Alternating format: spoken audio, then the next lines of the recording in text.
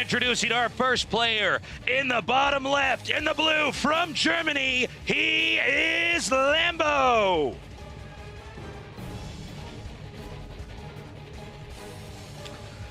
And his opponent here in the upper right, in the red, the three-time GSL Code S champion from Korea. It is Maru. One of those players who just does not get phased under pressure. Maru has been up on these stages since he was a wee young lad.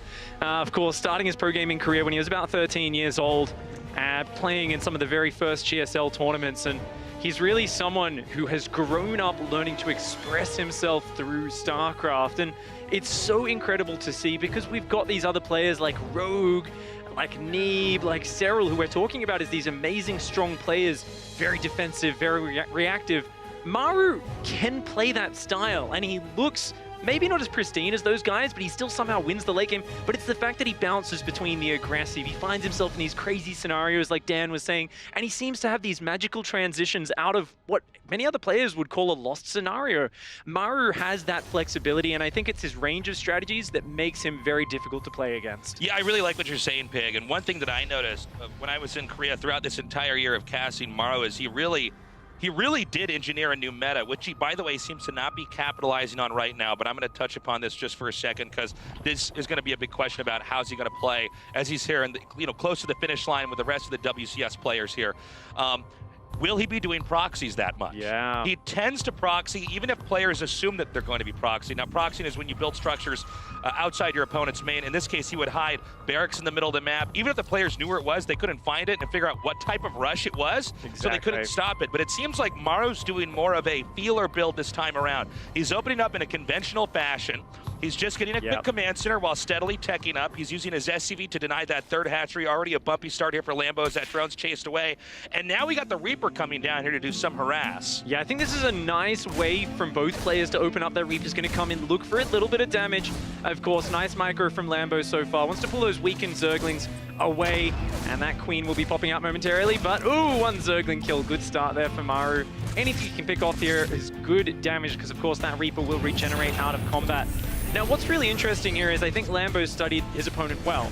Maru doesn't often open up the first game with the 2 racks, but very commonly game 2, or even game 2 and game 3, there'll be that proxy barracks build coming out. Right. Yet Lambo's opened up with a hatchery first, which is a little bit risky versus that. He's gotten a good opening. His Queen's going to clear the third. You see the very early creep tumor.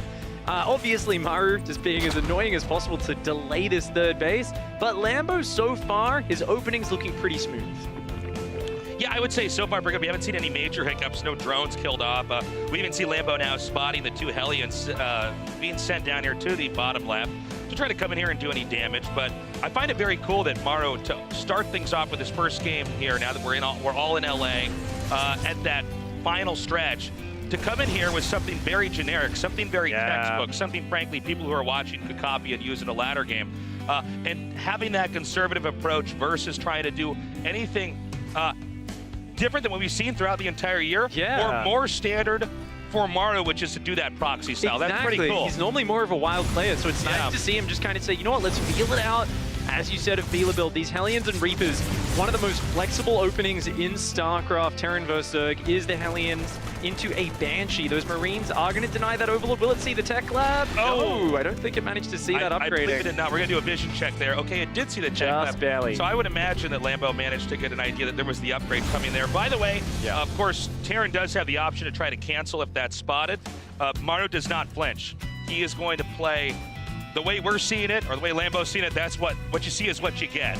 Yeah, no trickery at all out of the Korean Terran. Going to keep poking in here. These Queens, though, are getting to that point where they do have transfuse energy, able to, of course, heal up the Reapers and the Hellions. Not going to be able to overtake there. But we can see Lambo being very safe. He's building extra Zerglings to make sure the Hellions can't get in. He's got a good Queen count. He's getting Spore Crawlers on each base. So he's really looking to make sure he doesn't take damage. The downside of this for Lambo is he's not building as many workers as quickly as he might often want to. So if he does mess up on his defense, doesn't have his units in position, even losing just a small handful of drones is really bad for Lambo's economy. Okay, here comes that first cloak Banshee. All right, while this is happening, we have the Hellions coming in from the top. Now, I gotta say, Lambo's defense is actually quite fine here. Yeah. But will this Banshee manage to do what Maru's been looking for, is finally chip away at the economy? 3 drone kills is not bad, but it's not, I would say, enough. Not what Maru's going to be satisfied with. Yeah, he's still exerting pressure. I like the way he's rotating around. He's trying to slow the creep spread on 3 fronts, and that's very hard on this map. But the Reaper goes down. So there we go. Creep going through the middle. The Banshee says, nah, I'm here to deny that. Because if you as the Zerg get the creep out far enough on this map, it's very hard to slow it down. So Maru's just looking to try and slow things down. Those Banshees are a unit which are very sort of sneaky. They can come back in later and find damage, but not if the Queens catch them. Oh, sick! He takes down 1 Banshee. So far, creep spread's quite good. Now, did that Banshee fish out the Queens too far? It did not. The Hellions tried to move in, taking a glimpse at that 3rd base, unable to do any damage. They back out, and Lambo is steadily taking a 4th.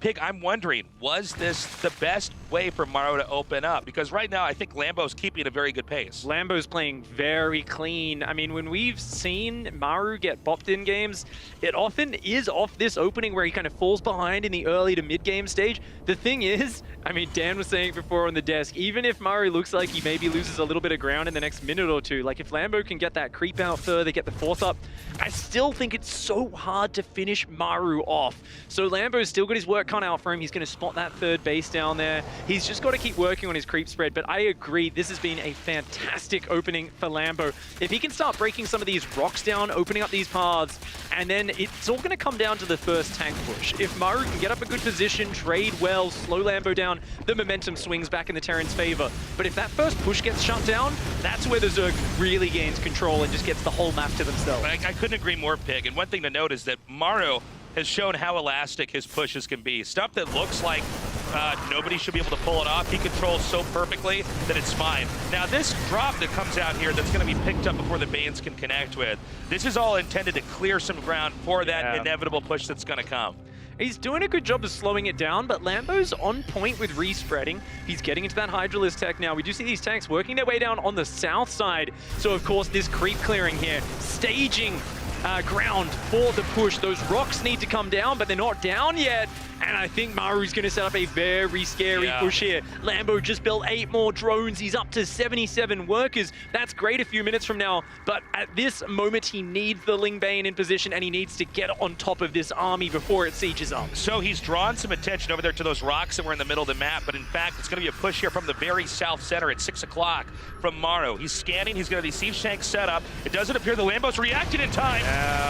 Oh, that's like 8 Banelings and the Queens all going down instantly. He's got no more Banelings. Tasteless, this is a disaster for Maru. It's crazy because Lambo's playing so well. But the moment that this push initiated, it looks like Lambo might just get decapitated here, losing those Banelings, losing some of those Queens. And I think Maru, let's see if he advances or not. He knows better than anybody else. It's a long way to try to push through, but already I would say the damage has been done. Yeah, I mean, that's huge. You can always pick up the Marines, just leave the Hellbats to soak any Baneling shots. They're not the most useful unit anymore, and already denying the 4th is huge. We see Lambo here, the big counterattack. He's going to find a few siege tanks in the open. That's a good engagement there for Lambo. Going to take a nice trade. Okay, and meanwhile, up here at the top, the recovery expansion was taken out now by Maru. Maru immediately doing the damage, then getting out. The counterattack by Lambo has not breached any of the defenses. Yeah, he's going to get a few SCVs, which is nice, but he needs more than this. Lambo being stuck on 3 bases versus 3 bases, that's never good for the Zerg player. The Zerg wants to be up a base and wants to be trying to kind of outmine and swarm over the map. But we see Maru here defending. He's still got the squad in the north. He's got his army on the south withdrawing, making sure it doesn't get caught too deep. And he's going to reconsolidate and keep grouping his army together. And this is the real beauty of Maru's play. He knows when he can commit, when to just pick up the tumors and fly away. And when he regroups his army and he knows he's got the favorable upgrades, the good position, that's when he'll stand and fight. Okay, Maru going to back up now. Lambo trying to ambush through those bushes, but it's not quite enough. At this point in time, Maru is outgrown. He's got a way more muscular push than anything that was coming on early on in the game. Now, one thing to point out here with Maru, he's been staying on 3 bases. He's not overextending. Now, he has the option to try to take a 4th and slow this down and then begin to push again.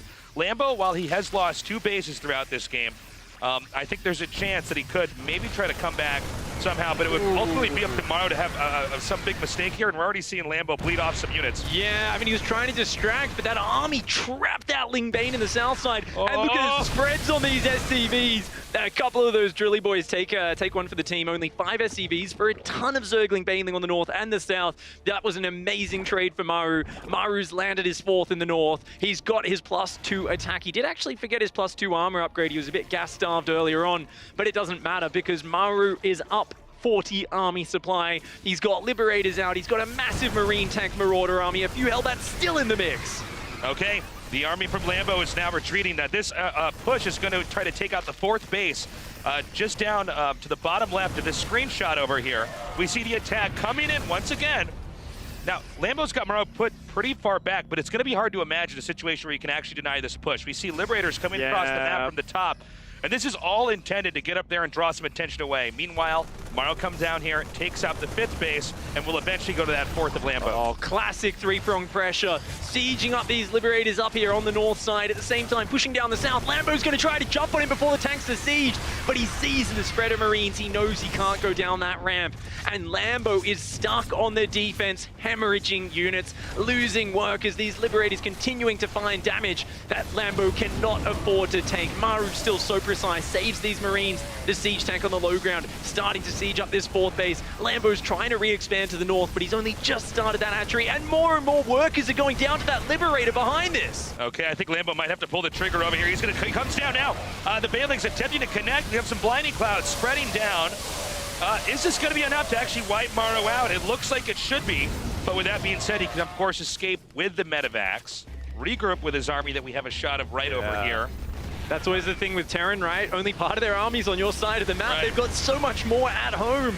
And he's going to try to come in here, but the Hydra's blocking the Banelings. Lambo unable to close the distance, and that's a lot of dead Zerg on the battlefield. Lambo running home still on the smaller economy, down to 60 workers. He's got Vipers, he's got Hydras, but we see the upgrade tab. 3-2 +2 vehicle weapons. All these upgrades on the way for Maru. Maru's got extra command centers, a 5th base. This is the perfect setup for our Terran player.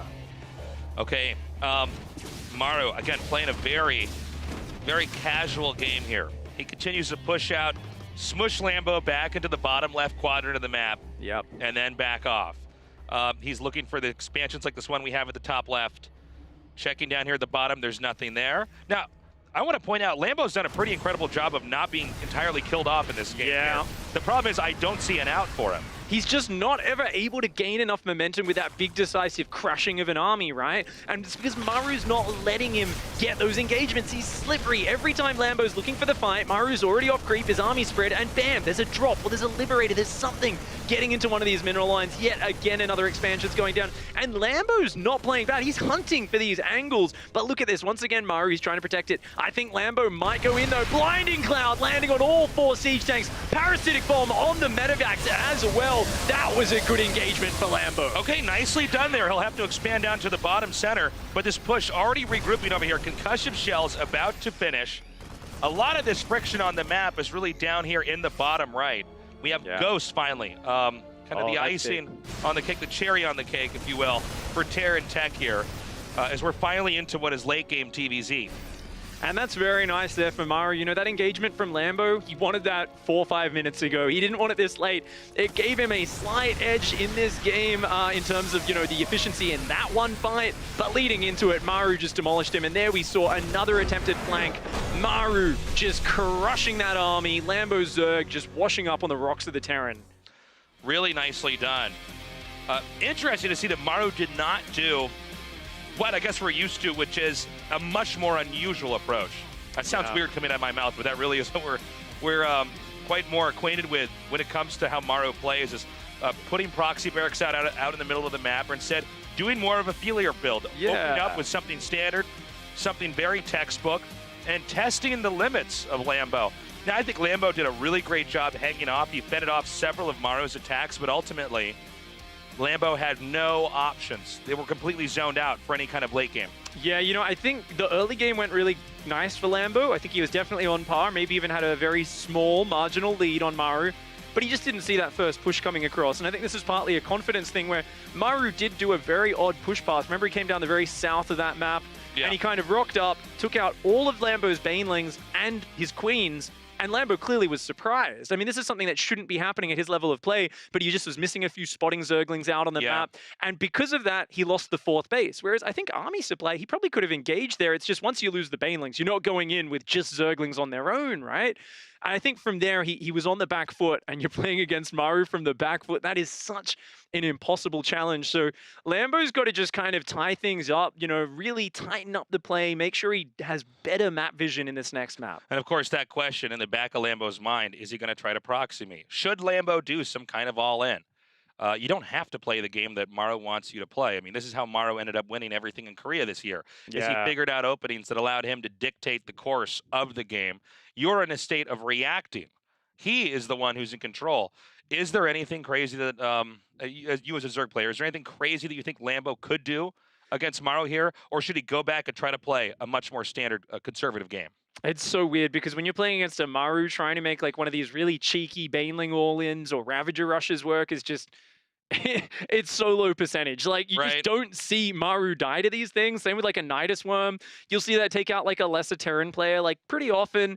And like Maru will just defend it with no units and hang on and use his SCVs. So I think it's something where Lambo is very much going to be taking the defensive approach to this series. I think he's looking at it and he's saying, I know how you play. You're going to force me to be the reactor, and I'm okay with that. This is a lot of Zergs in Europe are somewhat comfortable with playing that role in the Zerg versus Terran matchup.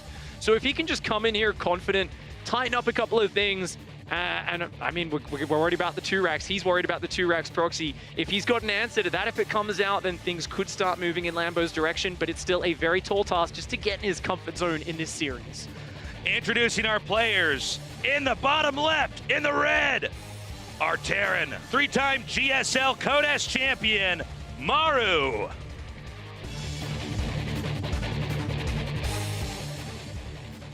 And his opponent here in the upper right, in the blue, our Zerg player from Germany. He is Lambo.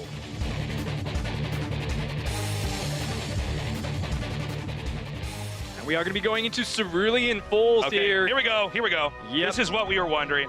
And is there a spawning pool that'll go down straight away is the question. Yeah. The answer is no, it's going to be a 16 hatch. So I think he still might go a faster spawning pool, but if Lambo just goes 16 hatch into like 18 pool, 18 gas, 17 pool, he's in trouble. So this is what we were talking about. I know we have more people tuning in to this phase of WCS than ever before, so I want to update everybody because this can be very confusing, because trust me, it was confusing for me for the first half of the year casting this and figuring out that Maru had actually mapped this out. Maru has become so good at proxying. By the way, this is going to be spotted. I don't know if that matters because of the way Maru's been playing. He will proxy in so many different locations. There are so many different rushes. Every time that I've casted him that this has been spotted, if the rush doesn't work, he still turns out to be fine. He has one of these barracks float into the Zerg's main to check the tech while the other one goes back to help wall off and defend.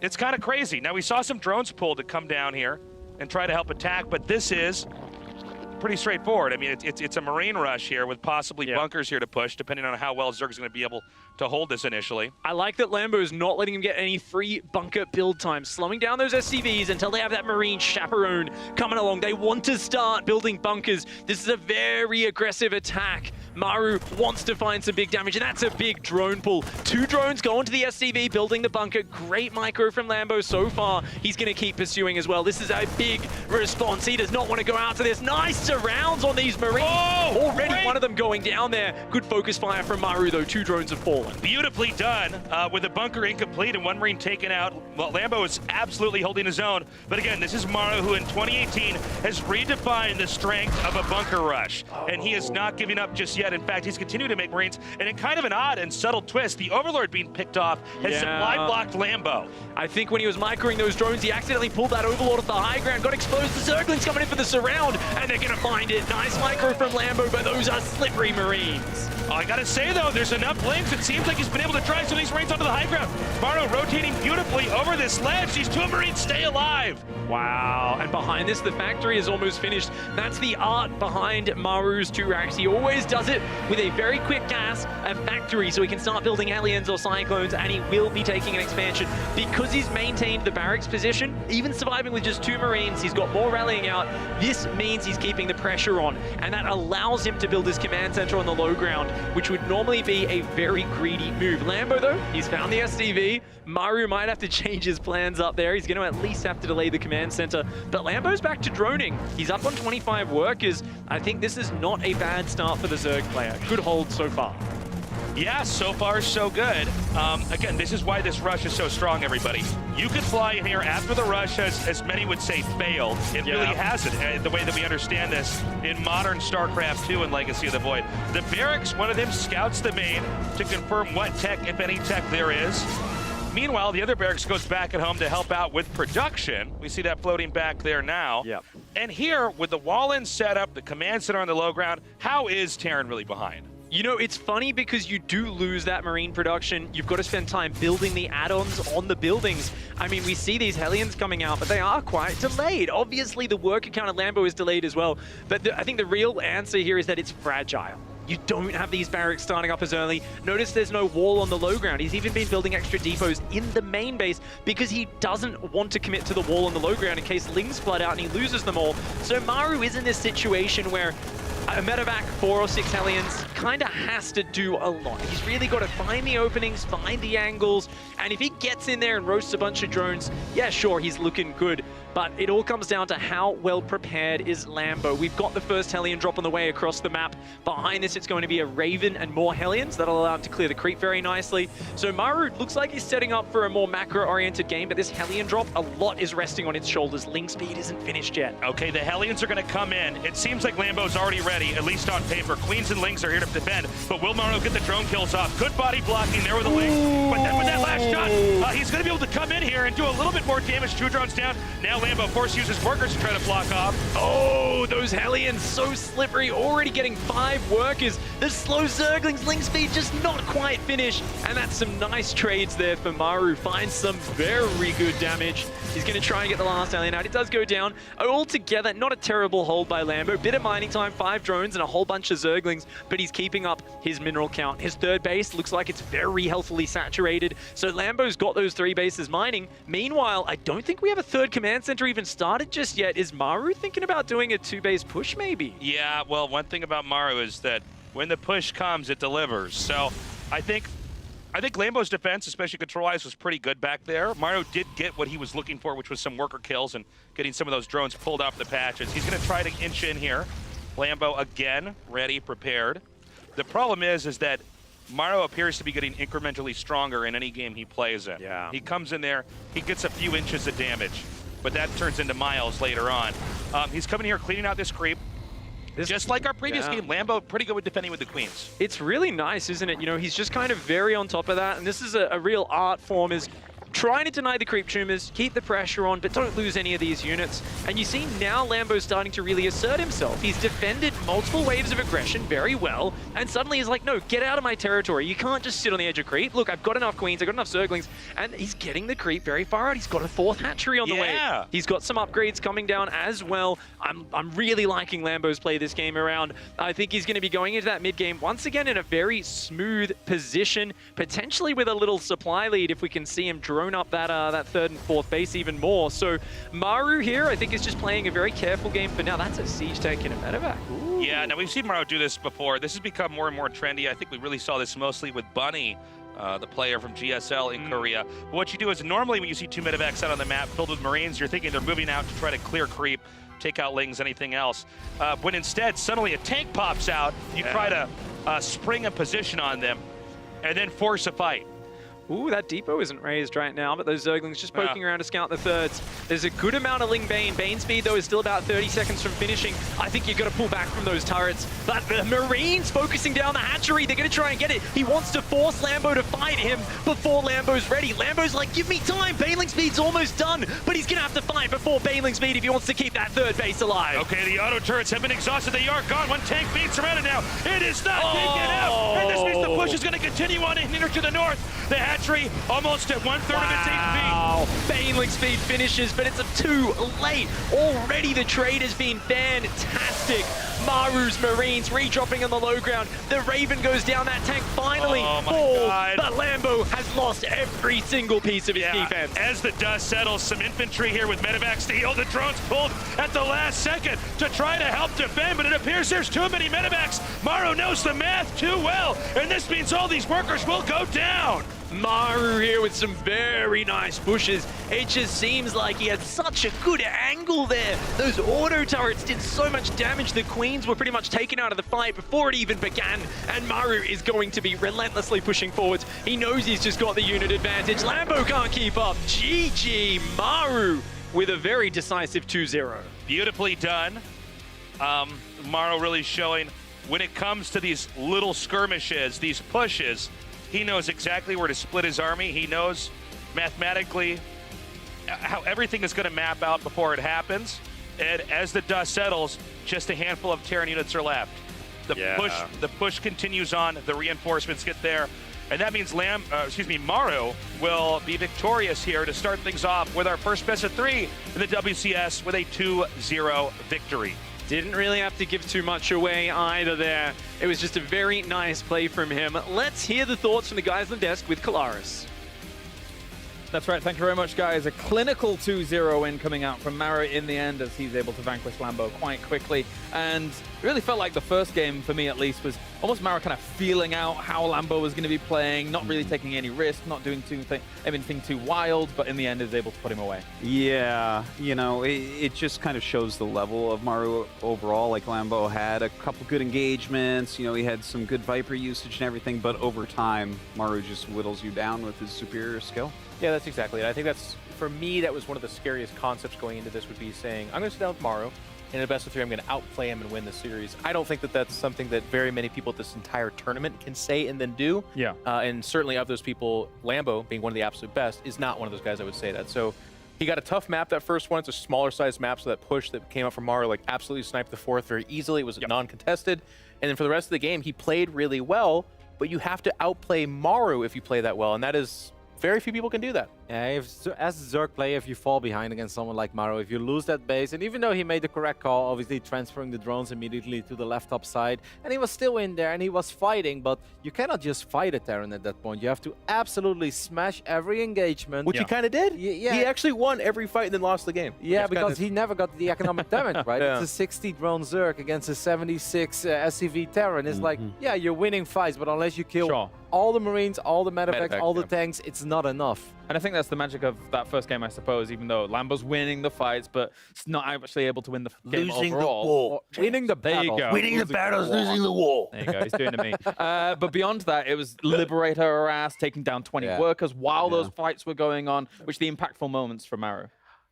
I mean, his multitasking, again, you can name any aspect of the game of like, yeah, Maru's so good at that. Isn't that crazy that while that fight was going on, 2 Liberators killed all the drones? That's just how he functions. I love how you mentioned that, James, because that's one of those tiny moments that sets Maru apart from the other Terrans. There's a lot of Terrans who can make a big fight and micro very well in that engagement, and then they shift queue the Liberators, but Maru, during those fights, he's like, you're taking care of this with a Spore Crawler? Would be a shame if I move my Liberator again. Wild micro. Yeah, exactly. And then you think like you're taking care of it. But then you actually look at your base and you lost 7 drones again. It's like, come on, when did you do that? 1 health Liberator. He's just Maru's like, no, I got time to do this. No problem. Well, we can talk about Game 2 in a few moments' time here, but let's head over to an interview to hear from Maru, our winner.